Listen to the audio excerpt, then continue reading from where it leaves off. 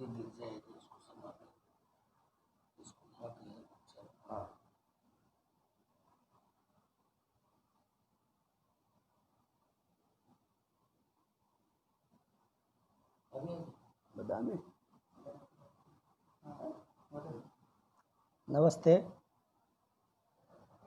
हाँ, श्रीमान उमाशंकर भार्गव महोदय से स्मृति व्याख्यानमालायां भवतां स्वागतम्।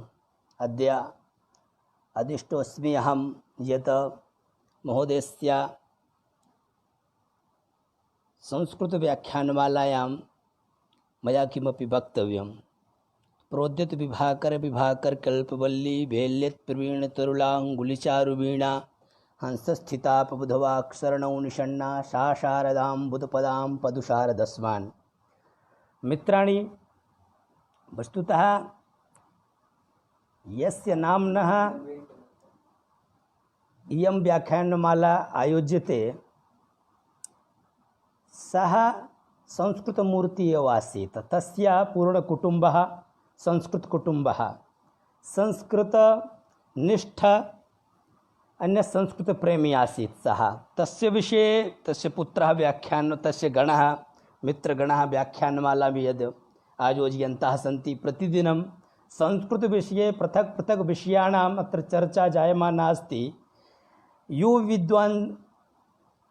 युवानः ये सन्ति व्याकरण न्याय दर्शन कल्प निरुक्त छंद इत्यादीनां विषये प्रतिदिनं व्याख्यानं प्रचलति। अद्य उक्तमस्ति मया किमपि यत्र वक्तव्यं।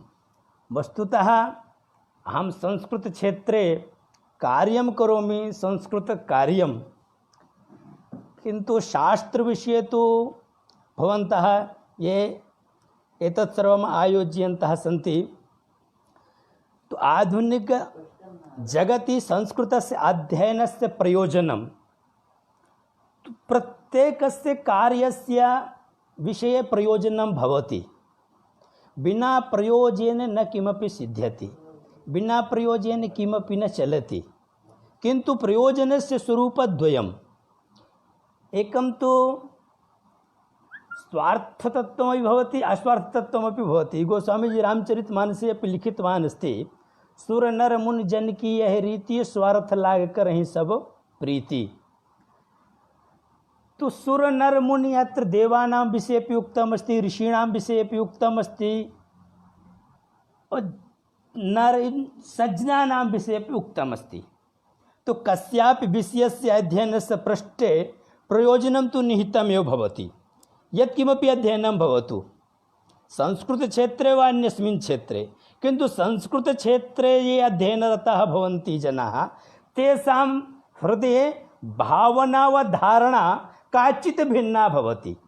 तेषां धारणा केवलं शास्त्र अध्ययनं करणीयं, शास्त्रस्य पुनरुज्जीवनं करणीयं, शास्त्र पुनरुज्जीवनानन्तरं भाषा पुनरुज्जीवनं करणीयं, और भाषा द्वारा राष्ट्रस्य पुनरुज्जीवनं करणीयम्।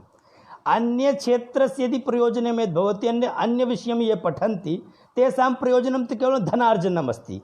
किन्तु संस्कृतजगति धनार्जनमपि अस्ति, और धनार्जनेन सह अन्यत् सर्वमपि प्राप्तुं शक्यते व राष्ट्रं विश्वगुरुं पुनः कर्तुं शक्यते। कारणं संस्कृते यो लिखितमस्ति प्रयोजनं विना बालोऽपि न प्रविशति। संस्कृतवाङ्मये तु स्पष्टमेव उक्तम् अस्ति यत् प्रयोजनं विना बालोऽपि न प्रविशति।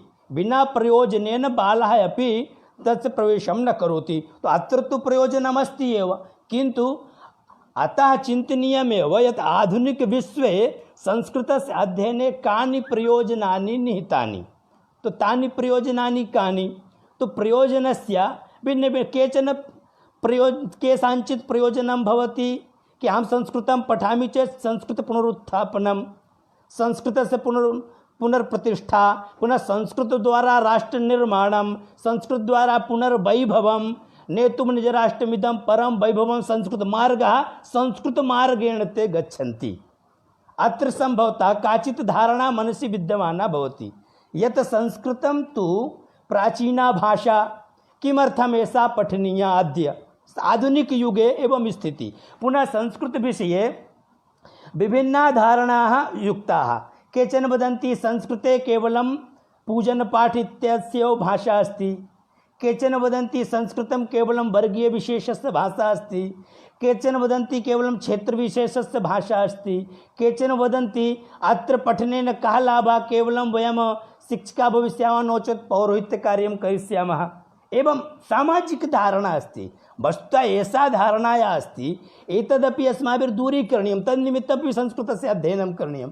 संस्कृत जगति ये संस्कृतं पठन्ति व पठ्यमानाः सन्ति, युवानाः ये पठितवन्तः, केचन ये किमपि लिखितवन्तः, तत्र स्पष्टं दृश्यते संस्कृतं सर्वत्र संस्कृतं सर्वेषां। किन्तु कथं? केचन चिन्तयति संस्कृतं पठित्वा किं मिलति, केचन वदन्ति संस्कृतं पठामि चेत् केवलं कर्मकाण्डे एव गच्छामि, किन्तु न, एवं नास्ति। संस्कृतं यदि वयं वदामः सर्वत्र, तो साइंस फिजिक्स बॉटनी मेडिसिन इति अत्र सर्वत्र पश्यामः चेत् संस्कृतम् अस्ति, किन्तु ततः शास्त्रे यत् किमपि निहितम् अस्ति तत्सर्वं बहिः आनयनस्य दायित्वं केषां? यूनां। युवानः यावत् पर्यन्तम् अध्ययनं सम्यक् न कुर्वन्ति, शास्त्रस्य सम्यक् अध्ययनं न कुर्वन्ति। उदाहरणम् एकं वयं पश्यामः। इदानीं बोटनी अस्ति। बोटनी वनस्पतिविज्ञानं सम्पूर्णम् अथर्ववेदे निहितम् अस्ति, किन्तु अथर्ववेदस्य वास्तविकं यदि अध्ययनं न जातं तर्हि तस्य विषयस्य शोधकार्यं कथं भविष्यति? डिग्री इत्यादिकं भिन्नं। पुनः अत्र मित्राणि सत्यं यद् कालदृष्ट्या एषा प्राचीना भाषा न तु संदेशस्य अथवा व्यवहारदृष्ट्या एषा पुरातनी भाषा, किन्तु वयं वदामः चिरनवीना संस्कृता एषा। चिरनवीना, यावती पुरातनी भाषा अस्ति तावती नूतना अपि अस्ति। चिरनवीना, नूतना अपि अस्ति, पुरातना अपि अस्ति, किन्तु एतस्य तदर्थं वयं वदामः वैज्ञानिकी भाषा। वैज्ञानिकं किम् एतदर्थमेव कि अत्र सर्वं निहितम् अस्ति, किन्तु एतत् सर्वं यावत् पर्यन्तं प्रयोजनं किमपि न भवति अस्माकं मनसि, अस्माकं बुद्धौ तस्य विषयस्य विषये शोधकार्यस्य चिन्तनं न आगच्छति, धरातले वयं किमपि आनेतुं यदि प्रयत्नं न कुर्मः तर्हि तस्य प्रयोजनस्य लाभः नास्ति। कालदृष्ट्या संस्कृतं प्राचीनभाषा इति अस्माकं गौरवं, परं न संदेशदृष्ट्या पूर्वमेव सङ्केतमेव अध्ययनस्य समाजस्य आवाहनम् अथवा आवश्यकतानां सन्दर्भे संस्कृतवाङ्मये जीवनं कथं यापनीयम्, एतस्मिन् सन्दर्भे अनेकानि सूत्राणि विद्यमानानि सन्ति। अनेकानि सूत्राणि अस्माकं जीवनपद्धतिविषये, अस्माकं भोजनपद्धतिविषये, अस्माकम् आहारविहारविषये, अस्माकम् अध्ययनविषये, अस्माकं व्यवहारविषये, अस्माकं स्वभावविषये, अस्माकं दिनचर्या सर्वम् अत्र निहितम् अस्ति। सामाजिक व्यवस्था, अर्थव्यवस्था, चिकित्सा व्यवस्था, धर्म व्यवस्था, प्रशासन व्यवस्था किं नास्ति अत्र, किन्तु एतस्य मूलं किं, कथं ज्ञातुं शक्यते? तो मूलव्यवस्था धर्मप्रधानता, धर्मः इत्युक्ते कर्तव्यभावः अत्र स्पष्टमस्ति। वयं वदामः दायित्वं, कुत्रापि धर्मः, हिन्दुधर्मः, जैनधर्मः इति न वदन्ति। वयं वदामः पितृधर्मः, मातृधर्मः, भगिनीधर्मः। अत्र धर्मः एतदर्थमेव, धर्मव्यवस्था अत्रैव बोध्यते, अत्रैव अस्ति, स्पष्टम् उच्यते धर्मव्यवस्था। धर्मव्यवस्था विषये दायित्वस्य जिम्मेदारी इत्यस्य एहसास, जिम्मेदारी का एहसास संस्कृत द्वारा ही हुआ है। कश्चन अस्ति, सः प्रातः काले सूचनां प्राप्नोति, मम गृहे पुत्रः जातः, तो तस्य पार्श्वे कश्चन अपि पूर्वं न वदति कि भवान् पितृधर्मः अस्ति, किन्तु यदा पुत्रः जातः तस्मिन् समये पितृधर्मः आगतः। यदा लघुबालः अस्ति, शिशुः अस्ति, आद्य जन्म सा किंचित् अपि न जानाति, किमपि न जानाति, किन्तु तस्य पार्श्वे पुत्रधर्मः। तो धर्म व्यवस्था विषये धर्म प्रधानता, अत्र कर्तव्य भावना, समाजार्थं मूल्यानि यथा धृति, क्षमा, दमोस्तेयं, शौच, निद्रा, निग्रह, धीर्विद्या, सत्य, क्रोधोदसतं धर्मलक्षणं, परिवारे एवं अपितु संपूर्णे संगठने व समाजे वैश्विक कल्याण भावना अत्रैव उक्तमस्ति संस्कृत जगति। वयं वदामः तस्य आचरणमपि कुर्मः, वसुधैव कुटुम्बकम् इति वदामः। यत्किमपि ये किमपि बोधयन्ति संस्कृत जगति न अन्यस्मिन् जगति अपि, तथापि उदाहरणस्वरूपं संस्कृतमेव अस्ति। आधारः संस्कृतं। प्रधानमन्त्री महोदयस्य व्याख्यानं वयं शृणुमः। यदा कदापि सा यत्किमपि व्याख्यानं करोति वा मन की बात में यत्किमपि विषयम् उपस्थापयति, सर्वदा तत्र संस्कृतस्य उदाहरणानि भवन्ति एव। संस्कृतम् उदाहरणानि यच्छन्ति एव ते, और ते केवलं न एकेपि स्युः। संस्कृत तथा स्नेहः तथा सम्बन्धः अस्ति जनानां। कारणं समाजे संस्कृतद्वारा एव जनानाम् एकः विश्वासः। सुभाषितानि वयं पश्यामः, लघु लघु विषयेषु अपि सुभाषितानि रचितानि। सर्वत्र वयं पश्यामः सुभाषितविषये अपि तु जनाः यथा चिन्तनं कुर्वन्ति व वदन्ति व तस्य आचरणं कुर्वन्ति, या कस्यापि उपरि उदाहरणं वदन्ति चेत् ते सुभाषितम् उक्त्वा एव कुर्वन्ति परिवारे एव। पुनः राजनैतिकक्षेत्रे युद्धार्थं स्मृतिग्रन्थेषु ग्राह्यसूत्रेषु चाणक्यार्थशास्त्रे क्षेत्रे अपि सर्वत्र संस्कृतस्य प्रयोजनं तु अस्ति एव। प्रयोजनेन विना न किमपि जायते। विश्वनागरिकता, मानवाधिकारः इत्यादि विषये संस्कृति विकासार्थम् आध्यात्मिकता उपनिषत्सु उक्तमस्ति। रामायणस्य महाभारतस्य च सन्देशः जीवनं कथम् इति भवेत् इति महाकाव्येषु नाटकेषु अपि उक्तं। भरतमुनिना तत्र नाट्यशास्त्रे बहु किमपि वर्णितमस्ति। वयं यदि अभिनयमपि पश्यामः, सत्य वा असत्यं, सत्यस्य वा असत्यस्य वा अभिनये अपि वयं नाटकद्वारा नाट्यशास्त्रमाध्यमेन ज्ञातुं शक्नुमः। आचरणमपि तथा ज्ञातुं शक्नुमः। चाणक्यं पश्यामः चेत् ततः अपि किमपि स्वीकर्तुं शक्नुमः। कौटिल्यशास्त्रं यदि वयं पश्यामः तो अत्र सर्वत्र नाटकेषु अपि विहितमस्ति, शास्त्रेषु अपि लिखितमस्ति, विहितमस्ति। वयं सर्वम् अत्र पश्यामः, पठामः। तस्मिन् विषये सम्यक् अध्ययनं कृत्वा शोधकार्यमपि कुर्मः। शैक्षिक दिशादर्शनं, शिक्षायाः रूपं कथं भवेत् इति तैत्तिरीयोपनिषद् उक्तमस्ति। मानवस्य सम्पूर्णविकासः अन्नमयकोशस्य, प्राणमयकोशस्य, मनोमयकोशस्य, विज्ञानमयकोशस्य, अनन्तमयकोशस्य च। एवमेव छात्राणाम् आचार्याणां मध्ये कीदृशः व्यवहारः भवेत्, सः तु कथं भवेत् तु वयं पूर्वमेव उक्तवन्तः कि सहना भवतु, शयनो भुनक्तु, सः वीर्यङ्करवावहै इत्यादि इत्यादि वयं पठितवन्तः, श्रुतवन्तः। ज्येष्ठानां द्वारा ऋषयः यत्किमपि उक्तवन्तः तद् वयं पठितवन्तः। अस्य पाठ्यक्रमस्य स्वरूपं शिक्षणपद्धत्या विशेषतया उपनिषदां सम्पादपद्धतिः, प्रकृतिसंरक्षणं, संपूर्ण संस्कृतसाहित्यं प्रकृतिसञ्चेतनायाः दर्पणं विशेषतया वेदेषु उपनिषत्सु कालिदासस्य साहित्ये, अर्थशास्त्रे, वास्तुशास्त्रे, आयुर्वेदे इत्यादिषु ग्रन्थेषु आयुर्वेदे पृथ्वी सूक्ते एषा चर्चा विस्तरेण उपलब्धमस्ति। तत् वृक्षायुर्वेदे वृक्षाणां जीवने किं महत्त्वं, किमर्थम्, एते संरक्षणीयाः इत्यादयः विषयाः बोधगम्याः। लोभः न करणीयः। उदाहरणार्थम् ईशावास्यमिदं सर्वं यत्किञ्चित् जगत्यां जगत्। भाषा विज्ञान दृष्ट्या भारतस्य भाषायाः समस्यानां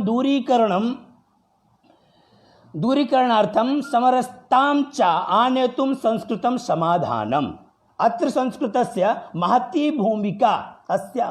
अत्र समरसता कथम् आगच्छेत्। इदानीम् अधुना या आवश्यकता वर्तते अस्माकं क्षेत्रे संस्कृत जगति सामञ्जनस्य, परस्परं संस्कृतक्षेत्रे समञ्जनं वयं पश्यामः कथं दृश्यते। वयं सर्वेपि संस्कृतज्ञाः किल। संस्कृतज्ञाः इत्युक्ते संस्कृत अनुरागिणः। ये विद्वांसः भवन्ति ते संस्कृतज्ञाः, अहं तु संस्कृत अनुरागी। तो वयं संस्कृत अनुरागिणः संस्कृतक्षेत्रे वयं पश्यामः। किन्तु अत्र संस्कृतद्वारा समाजस्यं, संस्कृतद्वारा सामरस्यं, संस्कृतद्वारा समरसता, तो समरसतां चानेतुं संस्कृतं समाधानम। अनेके भाषा वैज्ञानिकाः स्पष्टरूपेण चिन्तयन्ति यत् अस्मिन् वैश्विके समाजे संपूर्ण विश्वम् एकीकर्तुं संस्कृतस्य महती भूमिका अनुभूयते। विश्वं न तु केवलं भारतविषये उक्तम् अस्ति, संपूर्ण विश्वम् एकीकर्तुं संस्कृतस्य महती भूमिका। आयुर्वेदं पश्यामः, आयुर्वेदे चिकित्साशास्त्रे विस्तृतं वर्णनमस्ति। भ्रष्टाचारस्य निवारणार्थं चाणक्यस्य अर्थशास्त्रस्य सिद्धान्ताः उपयोगिनः सन्ति यत्र। एतदेव प्रयोजनं वस्तुतः। यदि भ्रष्टाचार निवारणं करणीयं, चाणक्यं पश्यामः, तत्र तस्य अर्थशास्त्रे किं लिखितमस्ति तत्सर्वं वयम् अत्र उपयोगं यदि कुर्मः तर्हि निश्चयेन भ्रष्टाचारस्य निवारणमपि भवितुमर्हति। यद् वेदे किमपि उदाहरणानि दत्तानि सन्ति, संगच्छध्वं संवदध्वं संभोवनांसि जानताम् इत्यादि इत्यादि। एतत् सर्वं यदा वयं स्वजीवने आनयामः, तदा संस्कृतज्ञाः स्वजीवने आनयन्ति, तदा समाजः अनुकरणं करोति। संस्कृतक्षेत्रे तथा दृष्टिः अस्ति कि यथा एषः करोति। कारणं पूर्वं किमासीत्, प्राचीनकाले या इदानीं ग्रामेषु अपि कि या किञ्चित् विद्यालयेषु आचार्यः भवति स्म, पाठशालासु आचार्यः भवति स्म, तस्य समीपं गत्वा जनाः निर्णयादिकं कारयन्ति स्म कि यदि आचार्य यत् किमपि वदति तद्वयं तस्य स्वीकृति अस्ति। तो तस्य यदि स्वीकृति अस्ति तर्हि कथं भविष्यति, तथा श्रद्धा निर्मिता आसीत्। एषः संस्कृतं पठितवान्, संस्कृतम् अधीतवान्, संस्कृतक्षेत्रे कार्यं करोति इत्युक्ते एषः प्रमाणिकः। कारणं किं, संस्कृतक्षेत्रे ये किमपि कार्यं कुर्वन्ति वा संस्कृतक्षेत्रे ये पठन्ति, ये संस्कृतभाषां संस्कृतविषयं स्वीकृत्य अध्ययनरताः भवन्ति, तत्र तेषां पार्श्वे कथने कृत्यांच भेदः न भवति। यत्किमपि ते वदन्ति तदेव कुर्वन्ति। शास्त्रे यत्किमपि नीतमस्ति तस्य ते अनुकरणं कुर्वन्ति, और यथा ते अनुकरणं कुर्वन्ति तेषाम् अनुकरणं समाजः करोति। समाजः तेषामेव अनुकरणं करोति। प्रबन्धनशास्त्रदृष्ट्या विशेषतया अभिप्रेरणात्मकं सिद्धान्तार्थं श्रीमद्भगवद्गीतायां सिद्धान्ताः उपलभ्यन्ते। यथा चाणक्यस्य अर्थशास्त्रे भ्रष्टाचार निवारणार्थमस्ति, तथैव प्रबन्धनशास्त्रदृष्ट्या वयं श्रीमद्भगवद्गीतां पश्यामः। प्रबन्धनशास्त्रं न, गीतायां तु बहु किमपि वर्णितम् अस्ति। यथा यस्य इच्छा तथा सः स्वीकृतवान् अस्ति।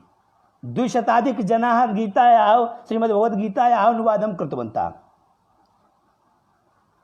गांधी पृथक कृतवान्, लोकमान्य गंगाधर तिलक पृथक कृतवान्, अन्ये विद्वांसः पृथक कृतवन्तः, अखण्डानन्दजी पृथक लिखितवान् इत्यादि इत्यादि। ये केऽपि विद्वांसः वा अन्ये सामाजिकाः गीताविषये उल्लेखं कृतवन्तः तु स्वबुद्धया। यथा येषां दृष्टि कार्यकर्तृनिर्माणप्रक्रियायामपि गीतायाम् उक्तम् अस्ति। 18 अध्याये वयं पश्यामः, 14 अध्याये पश्यामः, व 4 अध्याये पश्यामः, व 12 अध्याये पश्यामः। तुल्य निंदा स्थिरमौनि संतुष्टो येन केनचित् इत्यादि इत्यादि। अनिकेता स्थिरमति। तो अत्र सामाजिक विषये अपि उक्तम् अस्ति, ये ऋषीणां विषये अपि उक्तम् अस्ति। अनिकेता प्रबन्धन क्षेत्रे कार्यं कुर्वन्ति, मैनेजमेंट क्षेत्रे पठन्ति व पाठयन्ति च, तेपि गीता विषये भिन्नं। तो यथा येषां दृष्टि प्रबन्धनशास्त्र विषय दृष्ट्या विशेषतया अभिप्रेरणात्मकं सिद्धान्तार्थं श्रीमद्भगवद्गीतायां सिद्धान्ताः उपलभ्यन्ते। कृषि क्षेत्र से दृष्टया अद्भुताः ग्रंथाः सन्ति। अथर्ववेदस्य अनया दृष्टया अत्यधिकं महत्त्वम्। अथर्ववेदं पश्यामः, वयं कृषि क्षेत्रं पश्यामः, तत्र जैविक खेती अस्ति, प्राकृतिक खेती अस्ति। एतस्मिन् विषये बहु व्यवस्थितं वर्णितम् अस्ति। अथर्ववेदे वनस्पति विज्ञान विषये तत्र बहु व्यवस्थितं वर्णितम् अस्ति। वयं तत्र यदि पश्यामः, तत्र पठामः और तस्य विषये शोधकार्यं कुर्मः तर्हि कथं प्रयोजनं न सिद्ध्यते। अत्र आयुर्वेददृष्ट्या भोजनस्य स्वरूपस्य सन्दर्भे आयुर्वेदग्रन्थानां विशिष्टं स्थानम्। इदम् आरोग्यशास्त्रं कथ्यते। अत्र मूलतः जीवनं कथं जीवेम इति संकेताः प्रदत्ताः। भोजनस्य स्वरूपं कथं भवेत् इति यत्र वैशिष्ट्यं। यत्र विश्वं भवति एकनीडम्, यस्मिन् सर्वाणि भूतानि आत्मैव भूतविजानता तस्य को मोहः कः शोकः एकत्वम् अनुपश्यता उपनिषद वदति। सर्वे भवन्तु सुखिनः सर्वे सन्तु निरामयाः सर्वे भद्राणि पश्यन्तु इत्यादि इत्यादि वयं जानीमः। केवलं मनुष्याणां कृते न अपि तु सर्वेषां प्राणिनां कृते एतत् सर्वम् उक्तमस्ति। केवलं मनुष्याणां कृते न, जनजीवन निमित्तं केवलम् अस्माकं संस्कृतं नास्ति। प्राणिनां ये केऽपि चरचराचर जीव ये केऽपि लोके सन्ति सर्वेषां कृते संस्कृते सर्वं तेषाम् अनुसारम् उद्धृतमस्ति। सन्नो भवद्विपदे सञ्चतुष्पदे वेदे वयं पठामः पश्यामः च तत्रापि स्पष्टम् उक्तमस्ति। तथैव वयं सर्वे प्राणिनः महत्वपूर्णः अतः सर्वे श्रोतव्यः तु स्पष्टं वदन्ति आनो भद्राः कृतभोजन्तु विश्वा एतस्मिन् विषये पश्यामः। शृण्वन्तु विश्वे अमृतस्य पुत्रा आये धामानि दिव्यानि तस्थु। कारणं स्पष्टम् एव यत् संस्कृतसाहित्यं मूलतः सनातनं मानवकेन्द्रितं च मन्यते। प्रायः मन्यते एव यत् वैश्विकस्तरे भ्रातृभावनया विकासार्थम् एषा भाषा एव समयेन परीक्षिता भाषा अस्ति।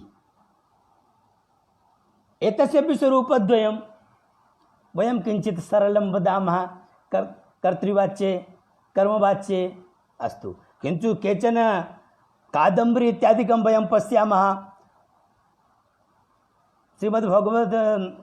भागवत महापुराणस्य पंचमस्कन्धं पश्यामः, अत्र सर्वं किञ्चित् कादम्बरी स्वरूपम् इत्यादि तस्यापि स्तरमस्ति। वैदिक संस्कृतं पश्यामः, तस्य किञ्चित् स्वरूपम् अस्ति।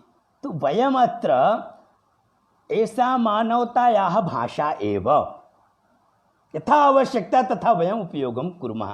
संसारे नैतिकव्यवहारस्य एषा भाषा एव आधारः अस्ति। अस्याः भाषायाः सन्देशः अस्ति लोभपापस्य कारणम्।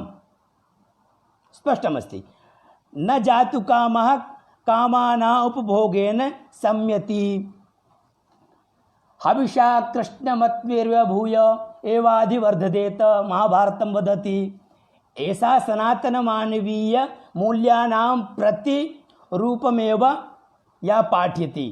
धर्मः धारण धर्मः इत्याहुः। धर्मो धार्यते प्रजः। अहिंसा सत्यम अस्तेय शौचम इंद्रिय निग्रहः दानं दया दमः तोषः विद्या ज्ञानम् इत्यादि इत्यादि। अत्र सर्वं यत्किमपि उल्लिखितम् अस्ति तत्र वयं व्यवस्थितं पठितवन्तः पठामः व अन्यान् बोधयामः। किन्तु अत्र सर्वम् इदानीम् आवश्यकता कथमस्ति? अत्र आवश्यकता अस्माकम् अस्ति कि संस्कृतज्ञैः संस्कृतछात्रैः कथं भवितव्यं, तेषां वस्तुतः अत्र प्रयोजनम् अध्ययनस्य रुचि अनुसारम् अस्ति। तेषां प्रयोजनं कथम् अस्ति व अस्माकं प्रयोजनं कथम् अस्ति। प्रयोजनस्य दृष्टिः अस्ति। यथा दृष्टि चतुर्विधा वेदान्तं स्पष्टमस्ति। तत्र यथा कुक्कुटदृष्टिः अस्ति, मत्स्यदृष्टिः अस्ति, कच्छप दृष्टिः अस्ति, टिटि दृष्टिः अस्ति। अत्र दीक्षा अपि वदन्ति दृष्टिः अपि वदन्ति। यथा कुक्कुटी अस्ति, कुक्कुटी अंडां करोति, किन्तु यावत् पर्यन्तम् अंडा इत्यस्य स्पर्शः न करोति तावत् पर्यन्तं तस्य विभजनं न भवति, तस्य तथा जीवः न आगच्छति बहिः। इत्युक्ते स्पर्श दीक्षा स्पर्श दृष्टि एतत् कुक्कुट इत्यस्य अस्ति। कच्छपः अस्ति, कच्छपोपि अंडा करोति, किन्तु कच्छपः अंडा कुत्र करोति? जले करोति, समुद्रे या नद्यां व सरोवरे व कुत्रापि। सः अत्र यदि इदानीम् अंडा करोति अनन्तरं सः गच्छति, तो समुद्र अस्मिन् पार्श्वे करोति तस्मिन् पार्श्वे गच्छति। एकमासं मासद्वयं मासत्रयं मासचतुष्टयम् अतीतं भवति। यदा तस्य स्मरणं भवति तदा एतस्य अंडा इत्यस्य विभजनं भवति तथा जीवः आगच्छति इत्युक्ते स्मरण दीक्षा स्मरण दृष्टि अस्माकं कीदृशी अस्ति। तथैव मत्स्यापि अस्ति, मछली अपि अंडा करोति, मछली अपि जले करोति और मछली एकम दो त्रे अंडा न करोति तत् सातु सहस्राधिकम शताधिकम पंचशताधिकम अंडा करोति किंतु तत्सात् त्वरितं तत्र पश्यति अंडां करोति झटिति पश्यति। यदि येषाम् अंडानाम् उपरि तस्य दृष्टिः भवति तेषामेव तत्र विभजनं भवति। अनन्तरं तु नष्टाः प्रवाहे यदि नद्यां करोति अंडा तर्हि प्रवाहे गच्छन्ति किन्तु यत्र यस्य उपरि तस्य दृष्टिः गच्छति तदा तस्य विभजनं भवति, विस्फोटनं भवति। तर्हि तत् किं कथं दृष्टि मत्स्य दीक्षा टिटि अस्ति सोपि अंडा करोति किंतु तत् अंडा यां परितः तस्सा तत्रैव वटति यावत् दूरे गच्छति तावत् दूरात् तस्य ध्वनिः आगच्छति ध्वनिद्वारा तस्य अंडा इत्यस्य विभजनं भवति तथा जीवः आगच्छति इत्युक्ते ध्वनिदीक्षा। तो अस्माकं संस्कृतज्ञानां या दृष्टिः अस्ति अस्माकं संस्कृतानुरागिणां व संस्कृतप्रेमिणां व संस्कृताभिमानिनां व संस्कृतछात्राणां व संस्कृताचार्याणाम् एतेषां या दृष्टिः अस्ति तो अस्माकं दृष्टिः यदि चतुर्विधा भवति स्पर्श व स्मरण व दृष्टि अन्यच्च ध्वनि। तो ध्वनि द्वारा संस्कृतैः कानिचित् कार्य केषाञ्चित् कार्याणां विभाजनं करणीयं कानिचित् कार्याणि करणीयानि प्रतिदिनं वयम् अस्माभिः तदर्थम् एतस्य प्रयोजनं ज्ञायते कि अहं किमपि कुर्वन् अस्मि वा। यदि अहं प्रतिदिनं छात्रः अस्मि एकं पुटं न लिखामि संस्कृतस्य तर्हि कथं वक्तुं शक्यते अहं संस्कृतछात्रः। केवलं अध्ययनं केवलम् अस्माकं प्रमाणपत्राधारितं वा तो अन्येपि पठन्ति प्रमाणपत्राधारितं तु संस्कृतं केवलं धनोपार्जनस्य न संस्कृतं तु वस्तुतः व्यवहारिकी भाषा और व्यवहारिकम नाम कौटुंबिक शैली कौटुंबिक पद्धति वयं यद् वदामः वसुधैव कुटुम्बकं कुटुम्ब विषये वर्णनं यदस्ति तो अस्माकं व्यवहार विषये अस्माकं कुटुम्ब विषये अस्माकं भारतस्य विषये एतत् सर्वं चिन्तनमत्र नीतमस्ति। कारणं किम् अस्माकं तद् साधनं साध्यम् उभयमपि अस्ति साधनमपि अस्ति साध्यमपि अस्ति।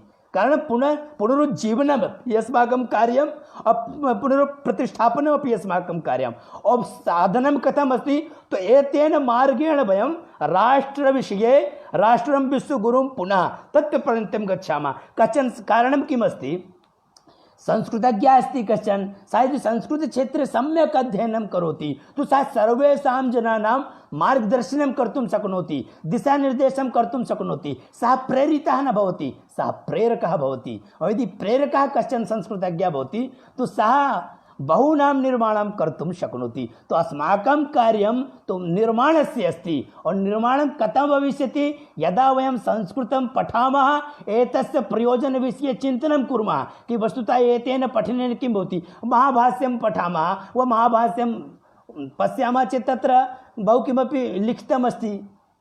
एतदर्थं संस्कृतविषये या धारणा समाजे जायमाना अस्ति व जायमाना अस्ति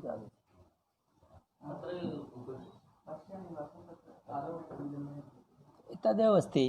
संस्कृतज्ञैः यत्किमपि परस्परं संस्कृतवार्तालापः करणीयः।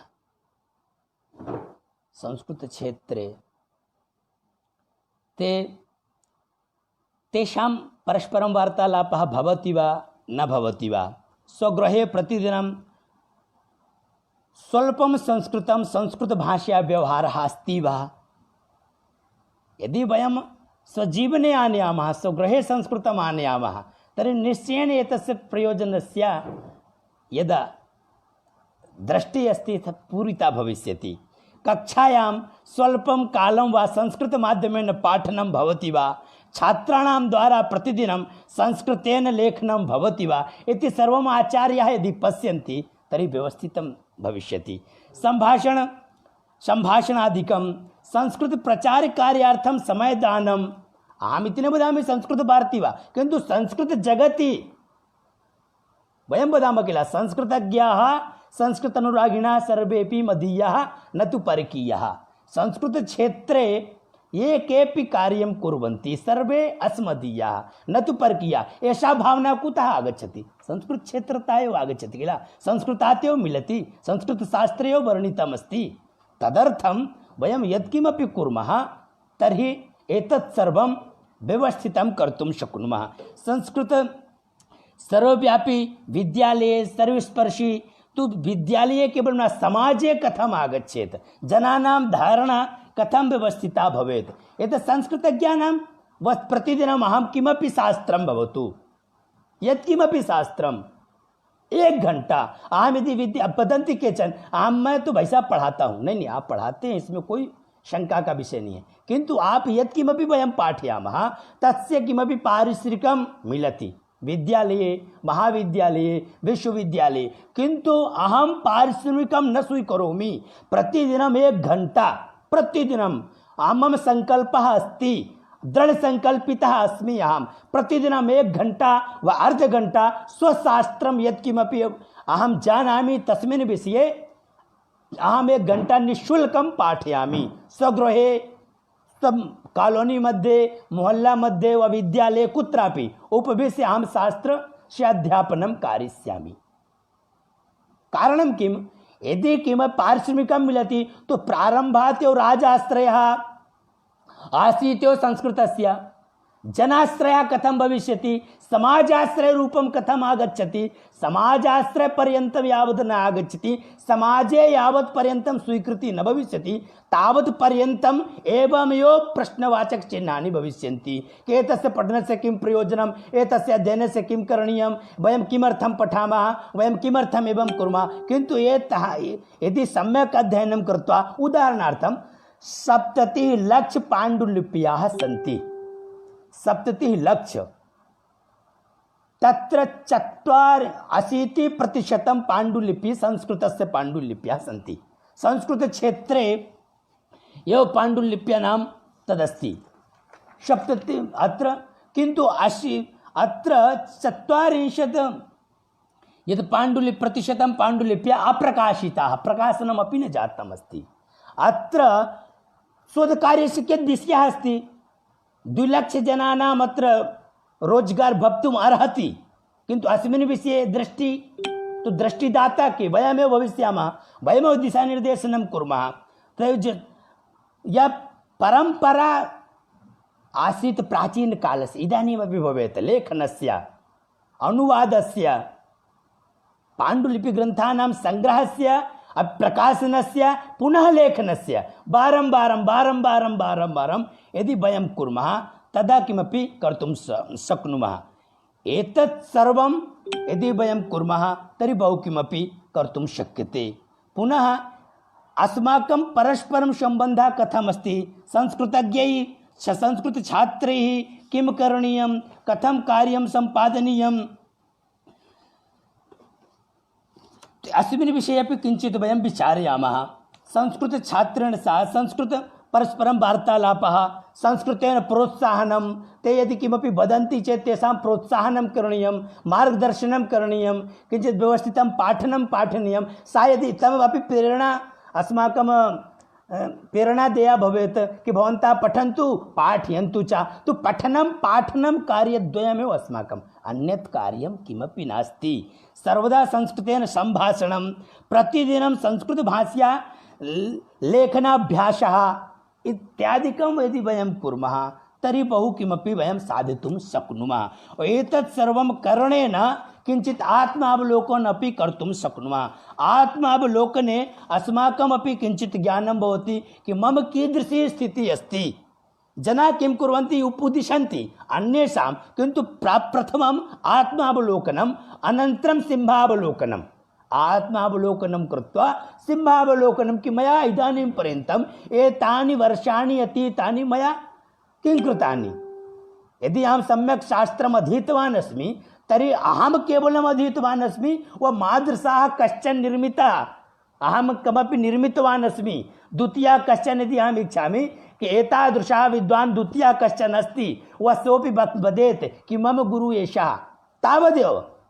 यथा कुमारिलभट्टः मण्डनमिश्रस्य निर्माणं कृतवान् आसीत्, तथैव अहमपि यावत् जानामि तावत् अहं करोमि अयं संकल्पः यदि अस्ति तर्हि तो संस्कृतपठनस्य प्रयोजनं निश्चयेन सिद्ध्यति। यदि एवं नास्ति तर्हि कथं?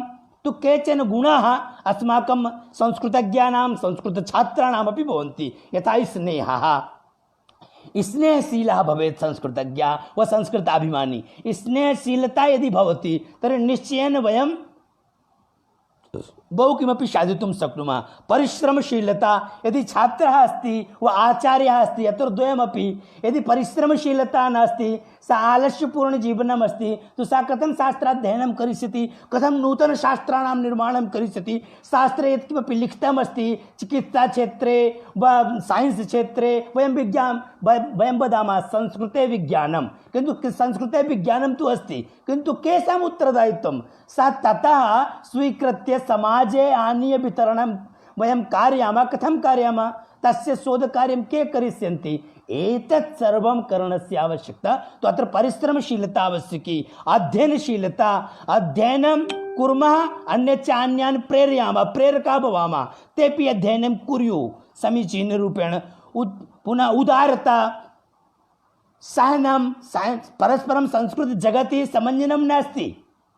वयं पश्यामः कश्चन संस्कृत अपरा संस्था निर्मिता, अपरा जना संस्कृतस्य कार्यम् आरब्धं, तर्हि अस्माकं वा किमपि अन्यत् किमपि किञ्चित् सम्यक् कार्यं कृतं चेत् वयमेव तस्य विषये किञ्चित् न वयं वदामः सर्वे मदीयाः इति भावनया। यथा समाजे इदानीं यथा एषः गणः सम्यक् व्याख्यानमाला सञ्चालयन् अस्ति, व्याख्यानमाला सञ्चाल्यम् अस्ति, भिन्नभिन्नविषयाणां प्रतिदिनं अत्र संस्कृतस्य शास्त्रस्य भाषायाः व्यवहारस्य भिन्नभिन्नविषयाणाम् अत्र चर्चा जायमाना अस्ति। एतादृशम् अस्माभिः सर्वैः करणीयं।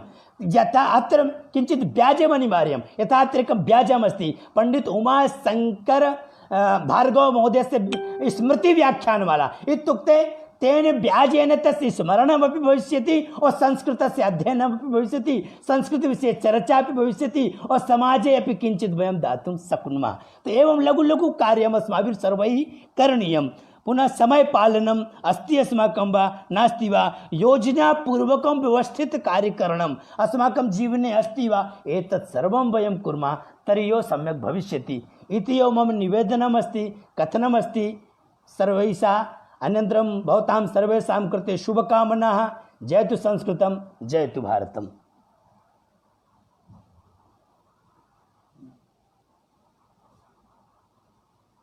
नेटवर्क समस्या अस्ति।